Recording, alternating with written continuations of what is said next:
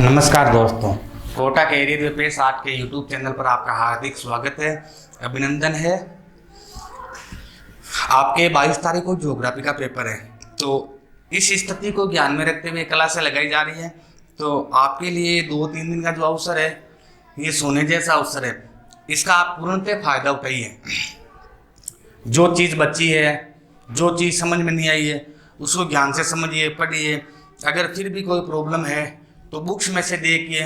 Books में से देखने के बाद आपको क्या नॉलेज ज़्यादा हो जाएगा। तो 22 जून को जो ज्योग्राफी का पेपर है, उसको मद्देनजर रखते हुए क्लासें लगाई जा रही है। तो आप इसका पूर्णतः फायदा उठाएं। हमारे 5वां अध्याय चल रहा था, 5वें अध्याय का लास्ट टॉपिक बचा है और वो है मानव विकास संकल्पना। ये 5वां पाठ का या अध्याय 5 का लास्ट टॉपिक है। अध्याय 5 का लास्ट टॉपिक है। इसको देखिए क्या है, पहले इसको समझिए। देखो, मानव विकास संकल्पना, तो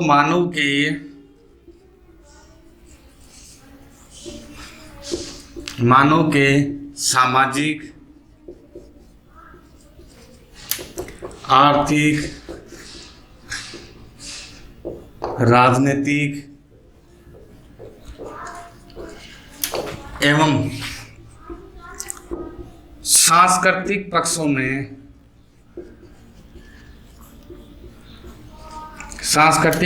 में विकास ही मानव विकास कहलाता है।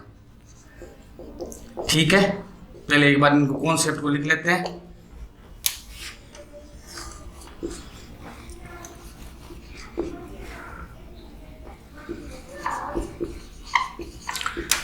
अर्थव्यवस्था का स्तर उच्च होना जरूरी नहीं है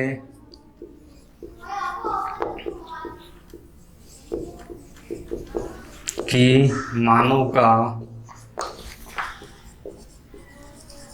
समुचित विकास हुआ है।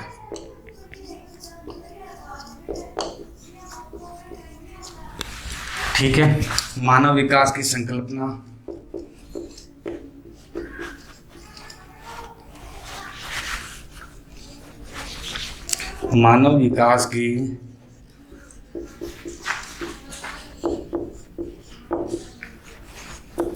सर्वप्रथम संकल्पना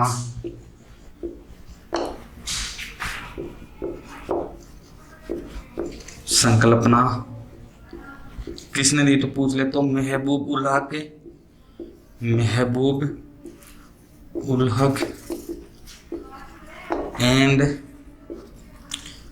प्रोफेसर अमर्त्य सेन। अब इस कॉन्सेप्ट को समझिए। कॉन्सेप्ट क्या कहता है?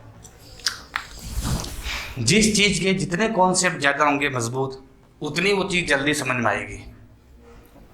मानव विकास संकल्पना का तात्पर्य क्या है? तो मानव के सामाजिक, आर्थिक और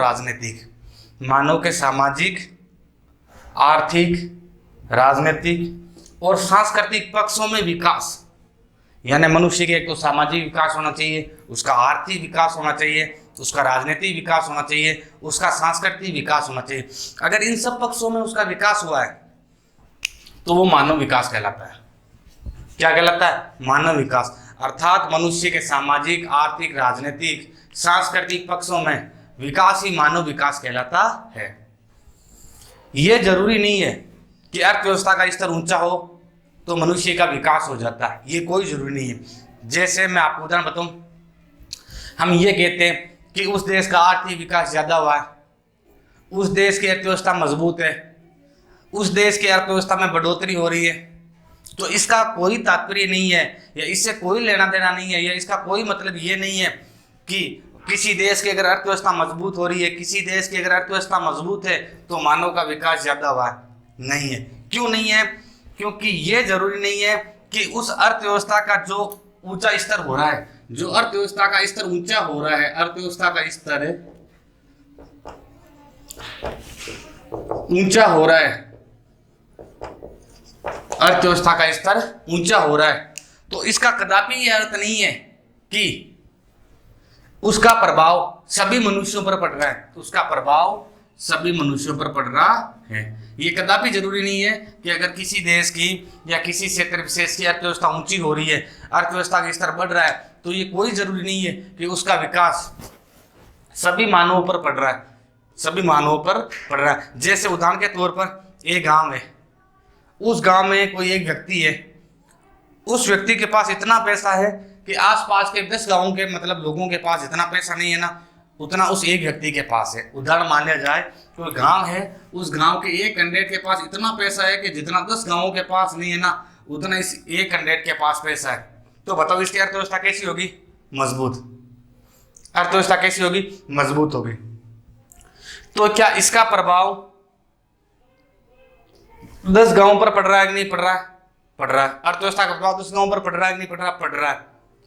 लेकिन क्या 10 गांवों के लोगों का विकास हो रहा है? क्या मानव विकास हो रहा है? क्या नहीं हो रहा है? क्या एक व्यक्ति की बदौलत 10 गांवों के लोगों का मानव विकास हो रहा है? क्या नहीं हो रहा है?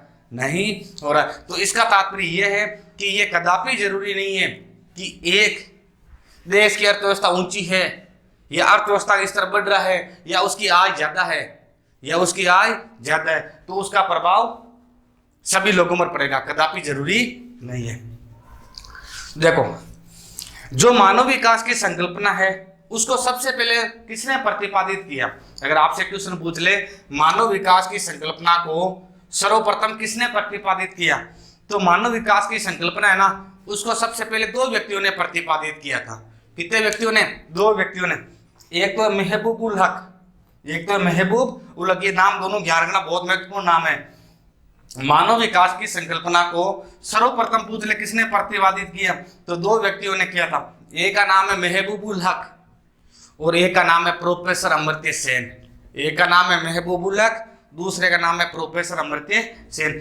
इन 2 व्यक्तियों ने मानव विकास की संकल्पना को या मानव विकास की परिभाषा को सर्वप्रथम परिभाषित किया था। और इन्होंने ये माना था कि जिन लोगों का सामाजिक, आर्थिक, राजनीतिक, सांस्कृतिक विकास पूर्ण रूप से हो रहा है, जिन लोगों का सामाजिक, आर्थिक, राजनीतिक और सांस्कृतिक विकास पूर्ण रूप से हो रहा है उसे ही मानव विकास कहा जाता है। तो मानव विकास किसे कहा जाता है? सामाजिक, आर्थिक, राजनीतिक और सांस्कृतिक तत्वों का विकास होना या पक्षों में का विकास होना। और इसकी संकल्पना को सबसे पहले किसने प्रतिपादित किया? तो 2 व्यक्तियों ने किया था, महबूब उल हक, प्रोफेसर अमर्त्य सेन। अब 1-2 चीजें कॉन्सेप्ट की देख लेते हैं। कॉन्सेप्ट किया, अगर मेरी आय ज्यादा है या किसी व्यक्ति की आय ज्यादा है तो उस आय का प्रभाव सभी लोगों पर पड़ेगा, ये कदापि जरूरी नहीं है। आगे बात सुने, यानी एक व्यक्ति के जीवन स्तर में बदलाव लाना है। एक व्यक्ति के राजनीतिक पक्ष है, उसके सामाजिक पक्ष है, उसके आर्थिक पक्ष है, उसके राजनीतिक पक्ष है, आदि अगर पक्ष बदल रहे हैं, आदि पक्षों का विकास हो रहा है, तो इसका तात्पर्य यह है कि उस मानव का विकास हो रहा है, उस मानव का विकास हो रहा है। मैं आपको एक उदाहरण के माध्यम से और बता देता हूँ। गांव का एक कैंडिडेट है, गरीब व्यक्ति था मान लो, और उसने बहुत मेहनत की, वो जॉब लगे है। एक छोटे से स्तर की बात करते हैं, जॉब लगे है। अब जॉब लगने के बाद उसकी अर्थव्यवस्था मजबूत हो गई नहीं हो गई? हो गई। उसका सामाजिक विकास होगा नहीं होगा? होगा। उसका राजनीतिक विकास होगा नहीं होगा? होगा। उसका आर्थिक विकास वैसे ही हो रहा है, पैसे मिलेंगे गवर्नमेंट की तरफ से। तो इसका मतलब क्या है? उस व्यक्ति का ह्यूमन डेवलपमेंट अर्थात मानव विकास हो गया, उस व्यक्ति का मानव विकास हो गया है। आगे बात समझ ये है।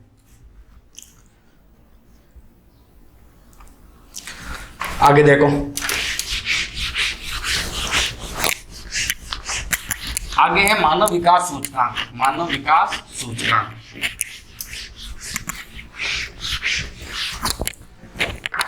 आगे क्या है? मानव विकास सूचकांक।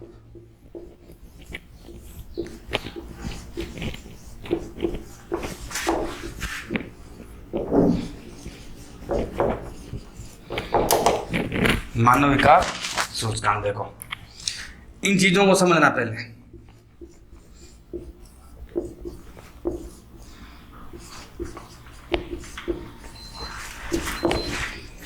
यूनाइटेड नेशन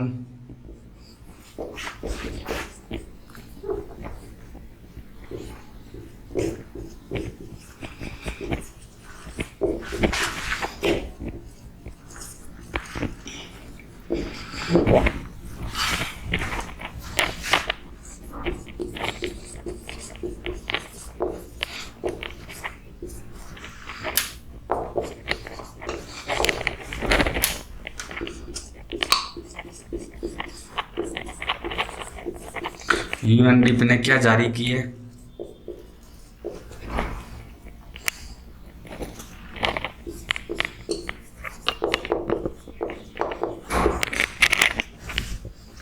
आंकड़े। और वो आंकड़े क्या है? वो आंकड़े ही HDI है।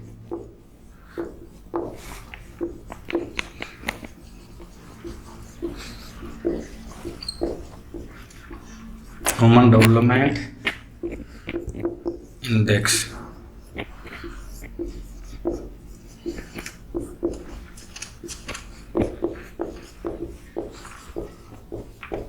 सूचकांक।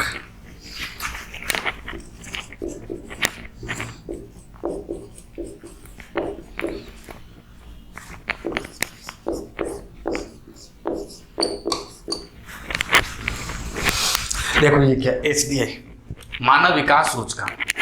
मानव विकास सूचकांक। अब आपसे पूछ ले मानव विकास सूचकांक है क्या, तो इस चीज को मैं आपको बताने से पहले इस कॉन्सेप्ट को समझाना चाहता हूं। इसको समझिए आप क्या है। यूएनडीपी, यूएनडीपी का पूरा मतलब नाम है United Nation Development Programme. United Nation Development Programme यानी संयुक्त, यूनाइटेड का मतलब संयुक्त, नेशन का मतलब राष्ट्र, डेवलपमेंट का मतलब विकास, और प्रोग्राम का मतलब कार्यक्रम। आगे बात सुनने, इसका मतलब क्या है? संयुक्त राष्ट्र विकास कार्यक्रम। संयुक्त राष्ट्र विकास कार्यक्रम। आगे बात सुने, यूएनडीपी का मतलब है संयुक्त राष्ट्र विकास कार्यक्रम यानी यूनाइटेड नेशन डेवलपमेंट प्रोग्राम।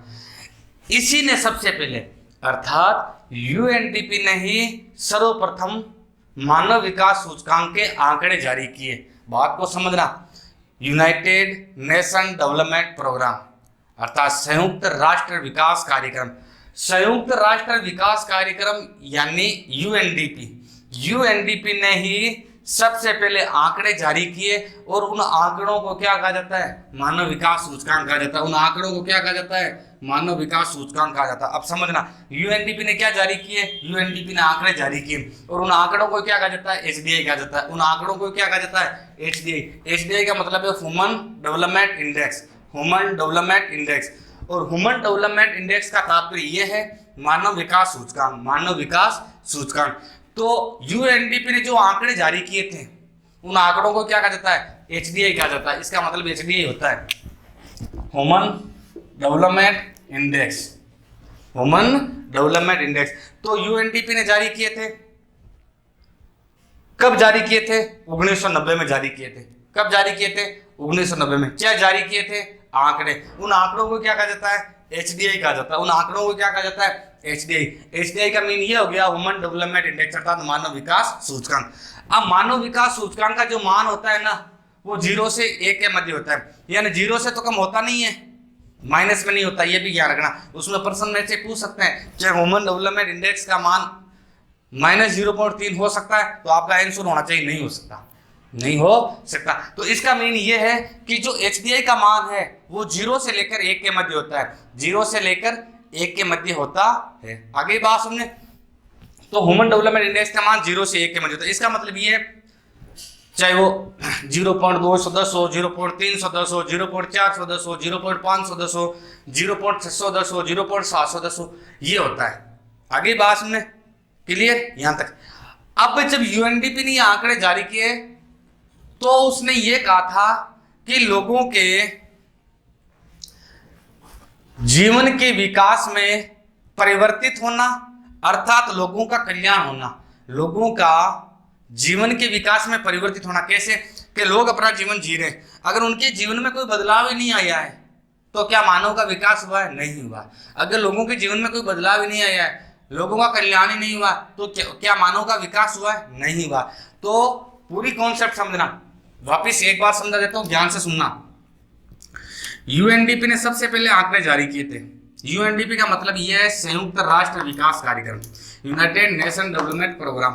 उसने सर्वप्रथम आंकड़े जारी किए थे, कब किए थे? 1990 में किए थे। उन आंकड़ों को क्या कहा जाता है? उन आंकड़ों को एचडीआई कहा जाता है। उन आंकड़ों को क्या कहा जाता है? एचडीआई। एचडीआई का मीन क्या हुआ? ह्यूमन डेवलपमेंट इंडेक्स अर्थात मानव विकास सूचकांक। एचडीआई का मान कितना होता है? 0 से 1 के मध्य होता है। एचडीआई का मान कितना होता है? 0 से 1 के मध्य होता है। अगली बात हमने, तो जब इसने यूएनडीपी ने आंकड़े जारी किए थे एचडीआई के अर्थात मानव विकास सूचकांक, तो उसने ये कहा था कि लोगों के जीवन में परिवर्तित होना, लोगों के जीवन का परिवर्तित होना, परिवर्तित किस ओर? विकास की ओर परिवर्तित होना। किस ओर?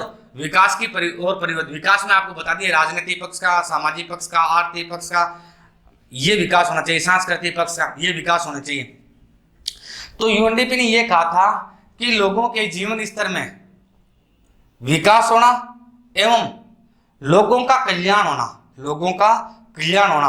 अगर लोगों के जीवन स्तर में परिवर्तन हो रहा है, लोगों के जीवन स्तर में अगर परिवर्तन हो रहा है या लोगों का कल्याण हो रहा है, तो इसका मतलब है उस मानव का विकास हुआ है, उस मानव का विकास हुआ है। आगे बात में, अगर लोगों के जीवन में परिवर्तन हुआ है या लोगों का कल्याण हुआ है, तो इसका मतलब यह है कि लोगों का क्या हो रहा है? विकास हो रहा है, अर्थात मानव विकास हो रहा है। अब मैं इसकी परिभाषा ले देता हूं। लोगों के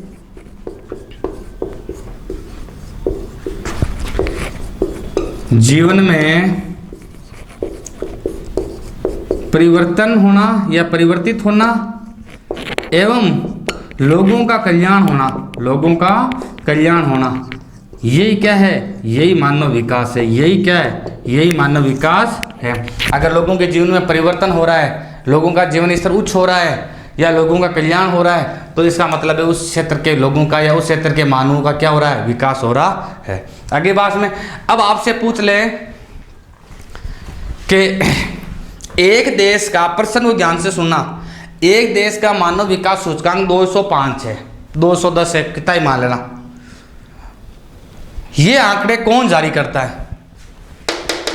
संयुक्त राष्ट्र विकास कार्यक्रम, संयुक्त राष्ट्र विकास कार्यक्रम। ये ऐसे प्रश्न पूछ लें, यूएनडीपी क्या जारी करता है? तो यूएनडीपी एचडीआई के आंकड़े जारी करता है। अगली बात में इसकी परिभाषा, लोगों के जीवन में परिवर्तन होना या लोगों का कल्याण होना।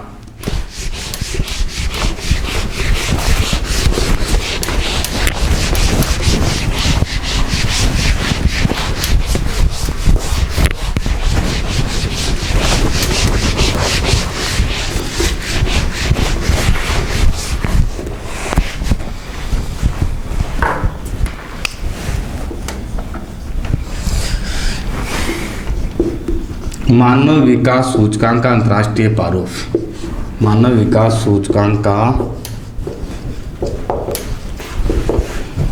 अंतर्राष्ट्रीय प्रारूप।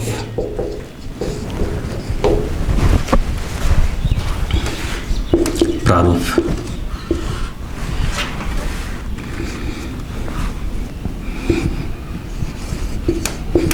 2013 के अकॉर्डिंग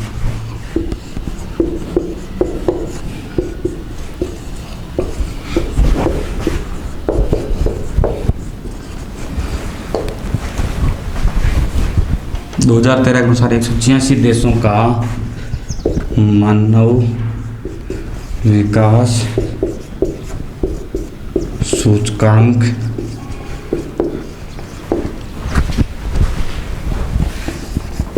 जारी किया गया। 2013 के अनुसार 186 देशों का मानव विकास सूचकांक जारी किया गया। कितने का? 186 का। ध्यान से सुनना, 2013 के अनुसार जो मानव विकास सूचकांक है वो कितने देशों का जारी किया गया? 186 देशों का जारी किया गया। अब इस चीज़ को समझना, ये है क्या? इस चीज़ को आप समझोगे तो आपको पता चलेगा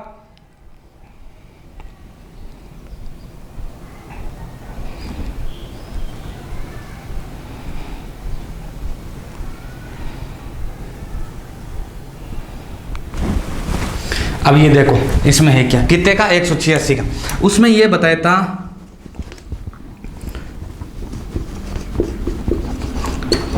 अत्यधिक मानव विकास सूचकांक वाले देश कितने बताए थे उसने? 47 बताए थे। कितने? 47। अधिक मानव विकास वाले,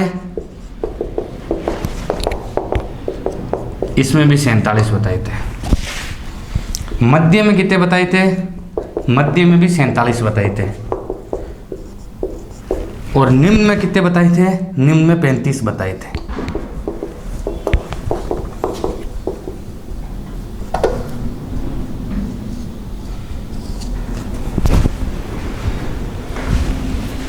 अगली बात सुनो, ये देखो,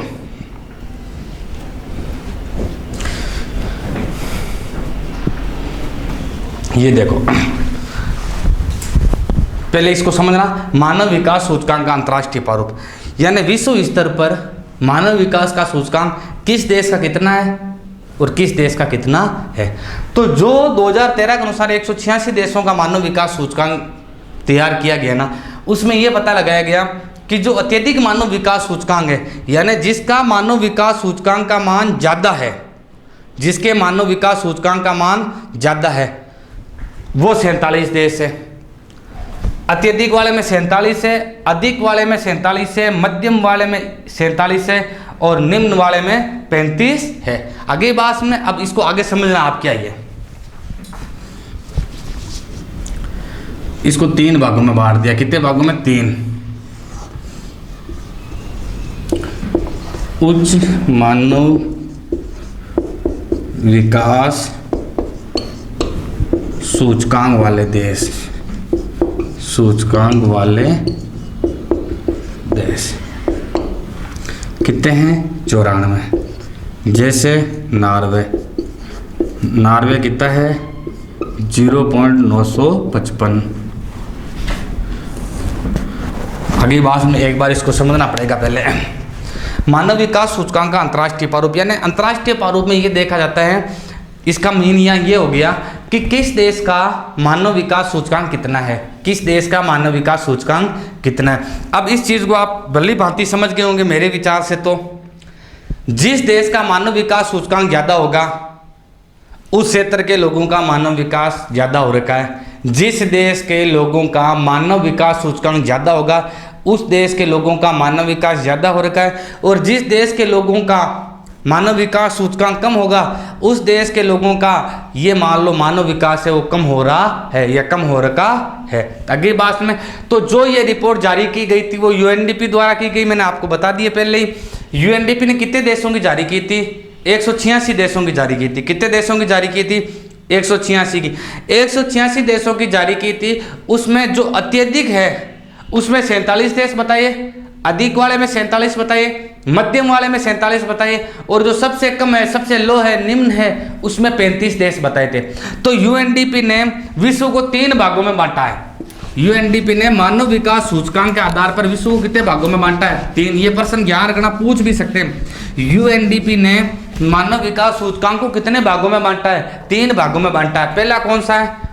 मैं यहाँ लिख देता हूँ, उधर आपको शायद दिखाई नहीं दे रहा होगा। यूएनडीपी ने मानव विकास सूचकांक को क्षेत्र विशेष के अनुसार या देशों के अनुसार कितने भागों में बांटा है? 3 भागों में। कितने भागों में? 3। पहला कौन सा है? पहला है उच्च मानव सूचकांक वाले देश, उच्च मानव सूचकांक वाले देश, उस उच्च मानव विकास सूचकांक वाला देश। तो पता कैसे चले कि ये उच्च है? तो जिसका मान 0.710 से अधिक है, 710 से क्या है? अधिक है, वो किस में आएंगे? वो आएंगे उच्च मानव विकास सूचकांक में। जिस देश के मानव विकास सूचकांक का मान 0.710 से अधिक है या 0.710 से ज्यादा है, वो किस में आएंगे? वो आएंगे उच्च मानव विकास सूचकांक वाले देश में। किस में आएंगे? उच्च मानव विकास सूचकांक वाले देश में। इसमें आपको जैसे पूछ ले कितने देश आते हैं, तो इसमें 94 देश आते हैं। इसमें टोटल देश कितने आते हैं? 94 देश। कितने आते हैं? 94 देश ऐसे हैं जिनका मानव विकास सूचकांक कितना है? 0.710 से ज्यादा है। कितना है? 0.710 से ज्यादा है। तो 94 देशों का जब HDI का मान 0.710 से ज्यादा है, तो वो ऑटोमेटिक उच्च मानव विकास सूचकांक वाले देश में आएंगे कि नहीं आएंगे? ये तो एक छोटी सी नॉर्मल सी बात है। हाँ, वो आएंगे। जैसे इसमें पूछ लें तो जैसे मैं आपको उदाहरण में बता देता हूँ, नॉर्वे विश्व का वो देश है जिसका सर्वाधिक मानव विकास सूचकांक है, और नॉर्वे का जो मानव विकास सूचकांक है वो 0.955 है। कितना है? 0.955। आगे बात में, तो मानव विकास सूचकांक को यूएनडीपी ने 3 भागों में बांटा है। पहला, उच्च मानव सूचकांक वाले देश, जिस देश का मानव विकास सूचकांक 0.710 से अधिक हो। मैंने आपको पहले ही कहा था 1 से ज़्यादा नहीं होगा, 0 से कम नहीं होगा, 0 से 1 के मध्य इसका मान होता है। तो देख लो 0 से 1 के मध्य है कि नहीं है। तो जिस देश का मान 0.710 से अधिक है वो उच्च मानव विकास सूचकांक वाले देशों की श्रेणी में आएगा। इसमें टोटल देश कितने आते हैं? 94 देश आते हैं, 94 कंट्रीज आती है। जैसे नॉर्वे, जो नॉर्वे का मानव विकास सूचकांक है वो 0.955 है। तो विश्व में सर्वाधिक ज़्यादा मानव विकास सूचकांक है वो नॉर्वे का है।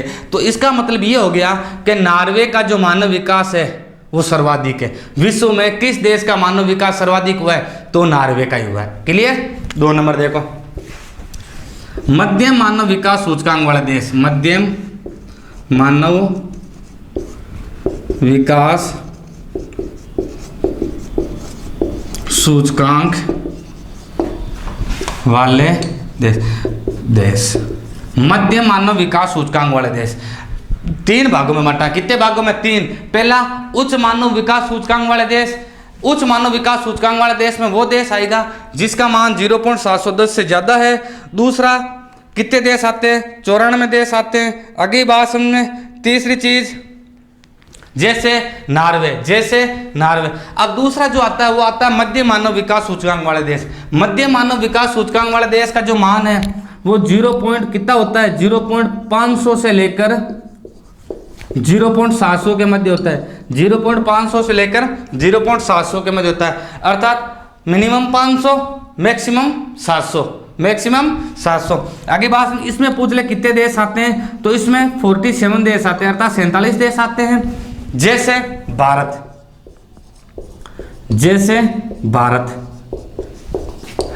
का जो मानव विकास सूचकांक है वो 0.554 है। 0.554 है। तो अब आप दिमाग लगाओ, भारत ऑटोमेटिक मध्य में आएगा नहीं आएगा? आएगा। तो जिस देश का मानव विकास सूचकांक का मान 0.500 से लेकर 0.700 के मध्य हो वो मध्य मानव विकास सूचकांक वाले देश में आएगा। जैसे भारत का जो मानव विकास सूचकांक है वो 0.554 है। यहाँ तक क्लियर? अब आगे भारत के आगे चर्चा कर लेंगे हम। तीसरा देखो, निम्न मानव विकास सूचकांक वाले देश। निम्न मानव सूचकांक वाले देश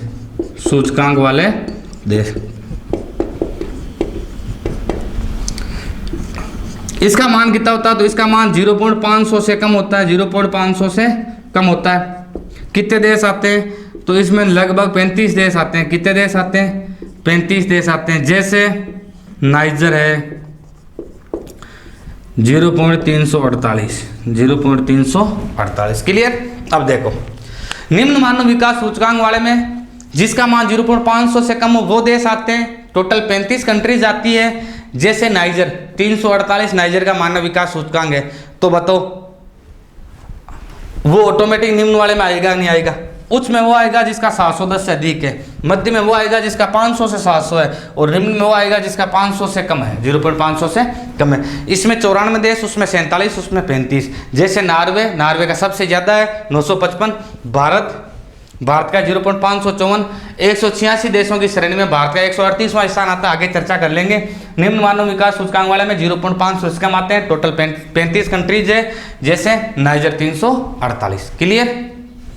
यहाँ तक कोई दिक्कत नहीं। अब एक चीज नोट करना, अब आपसे पूछ ले विश्व में सर्वाधिक मानव विकास सूचकांक वाले देश कौन कौन से हैं? विश्व में सर्वाधिक मानव विकास सूचकांक वाले देश कौन कौन से? तो विश्व में सर्वाधिक मानव विकास सूचकांक वाले देश वो 3 है।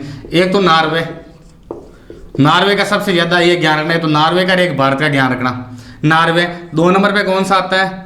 ऑस्ट्रेलिया। 3 नंबर पे कौन सा आता है? संयुक्त राज्य अमेरिका, यूएसए। अब आपसे पूछ ले विश्व में निम्न मानव विकास सूचकांक वाले देश, तो नाइजर है, कांगो है, चाड है। ये तीनों देश अफ्रीका के हैं। किस महाद्वीप के? अफ्रीका महाद्वीप के देश है तीनों ही। और ये बहुत ही गरीब देश है। विश्व के गरीबतम देशों में अगर श्रेणी में ये तीनों देश ही आते हैं। तो सबसे ज़्यादा तीनों का इनका हो गया, नॉर्वे, ऑस्ट्रेलिया, यूएसए का, और जो कम है वो नाइजर, कांगो और चाड का हो गया। यहाँ तक क्लियर आपके। अब आगे देखो, अब भारत के संदर्भ में थोड़ी चर्चा कर लेते हैं।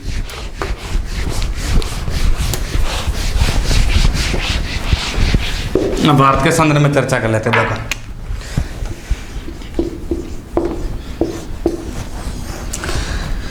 भारत का जो मानव विकास सूचकांक है वो 0.554 है। किसके अनुसार? 2013 के अनुसार।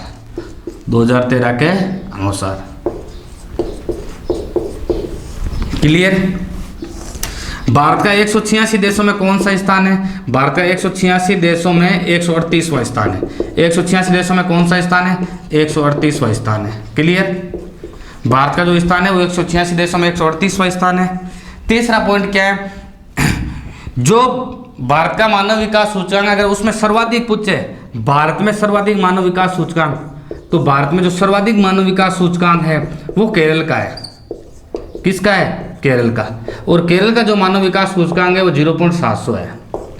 भारत में अगर आपसे पूछ ले सर्वाधिक मानव विकास सूचकांक वाला राज्य कौन सा है, तो भारत में सर्वाधिक मानव विकास सूचकांक वाला राज्य केरल है।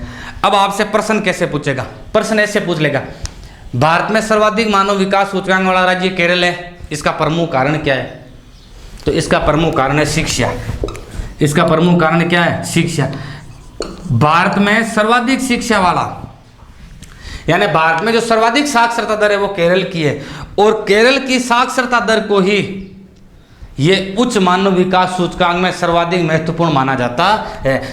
केरल की साक्षरता दर को ही उच्च मानव विकास सूचकांक में महत्वपूर्ण पक्ष माना जाता है। यानी अगर केरल का जो मानव विकास सूचकांक सर्वाधिक 700 है, तो इसका प्रमुख कारण क्या है? वहाँ की प्रमुख साक्षरता या वहाँ की प्रमुख एजुकेशन। वहाँ की प्रमुख एजुकेशन। क्यों? क्योंकि केरल की जो साक्षरता दर है वो भारत में सर्वाधिक है। अगर आपसे पूछ ले निम्नतम में कौन आते हैं, तो निम्नतम में आते हैं भारत में बिहार। बिहार कौन सा आता है? बिहार। अब आपसे पूछ ले बिहार के निम्नतम होने का कारण क्या है?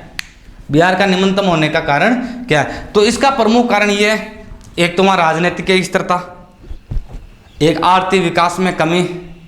राजनीतिक स्थिरता, आर्थिक विकास में कमी, ये दो प्रमुख कारण है जो केरल को निम्न मानव विकास सूचकांक वाले राज्यों की श्रेणी में डाल रखा है।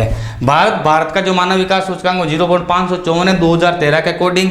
186 देशों में 138वां स्थान आता है। भारत में जो सर्वाधिक मानव विकास सूचकांक है वो केरल का 0.700। इसका प्रमुख कारण वहाँ की शिक्षा को माना गया, वहाँ की साक्षरता को माना गया।